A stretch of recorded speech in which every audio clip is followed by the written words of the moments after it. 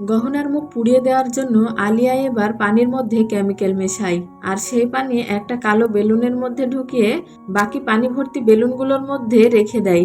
অন্যদিকে সে বয়স্ক কাকা হেঁটে যেতে লাগলে পিসিমণির পায়ে বেঁধে নিচে পড়ে যায়। তখন পিসিমণি তো সেই বয়স্ক কাকাকে দেখে একদম আশ্চর্য হয়ে যায়। এর পরের দৃশ্যে বুয়াজির রুমে সেই বয়স্ক কাকা আসলে বুয়াজি তো তাকে দেখা মাত্রই তার হাত ধরে, আর সে বয়স্ক কাকা নিজেও বুয়াজিকে অনুভব করতে থাকে।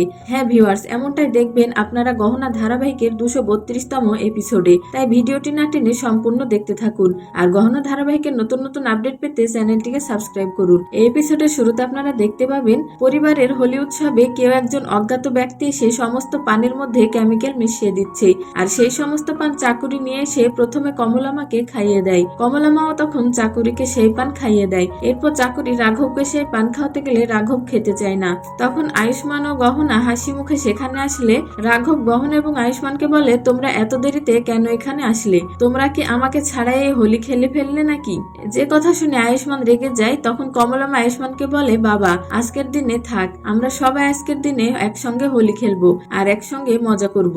তখন রাঘব রেগে গিয়ে সেখান থেকে চলে যায়। এরপর চাকুরি তখন গহনা আয়ুষ্মানকে সেই কেমিক্যাল মেশানো পান খাইয়ে দেয়। এরপর চাকুরি সে বয়স্ক অন্ধ কাকাকেও সেই পান খাওয়াতে যায়। তখন একজন লোক এসে বলে ওনাকে পান খাওয়াবেন না। তখন বয়স্ক কাকা বলে, আরে আমি তো ভুলে গিয়েছিলাম যে আমার পান খাওয়া নিষেধ। আর হ্যাঁ, যাও তোমরা গিয়ে সবাই হোলি খেলো আর আনন্দ করো। এরপর চাকুরি সবাইকে বলে, আমরা এখনো এখানে দাঁড়িয়ে আছি কেন? চলো আমরা হোলি খেলি। আর ভাইজান আপনিও চলুন। এই বলে চাকুরি বয়স্ক কাকাকে হোলি খেলার জন্য নিয়ে যায়। এরপর আমরা দেখতে পাই রাইসিং পরিবারের সকলেই সেখানে আনন্দ করে আর নাচতে থাকে। বাড়ির সকলে সেখানে আনন্দ করে নাচতে থাকলে আলিয়া তো সেসব কিছু দূর থেকে দেখে সহ্য করতে না পেরে বলে, গহনা যত নাচার নেচে নাও, আজকের পর থেকে তুমি আর কখনো নাচতে পারবে না। এই বলে আলিয়া পানির মধ্যে কেমিক্যাল মেশায়, আর সেই পানি একটা কালো বেলুনের মধ্যে ভরে নিয়ে বলে, গহনা এই বেলুনটি তোমাকে ছুড়ে মারার সঙ্গে সঙ্গে তোমার শরীরের এমন হাল হবে যে তুমি আর কখনো কাউকে মুখ দেখাতেও পারবে না। এরপর আমরা দেখি সবাই নাচানাচি করতে থাকলে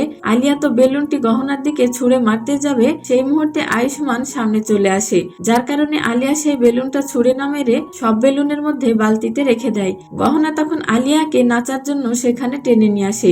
এর পরের দৃশ্যে আমরা দেখি সেই বয়স্ক অন্ধ কাকা সামনের দিক দিয়ে আসতে গেলে বুয়াজির পায়ে বেঁধে তিনি নিচে পড়ে যায়, আর কাকাকে দেখে তো বুয়াজি একদম চমকে যায়। ঠিক তখনই বাড়ির সকলে ওনাকে ধরে নিয়ে যায়। এর পরের দৃশ্যে আমরা দেখতে পাই বাড়ির সকলে নাচানাচি করতে থাকলে তিন্নি বেলুনগুলো সবার শরীরে এক এক করে ছুঁড়ে মারতে থাকে, যার কারণে আলিয়া তো দেখে একদম চমকে যায়।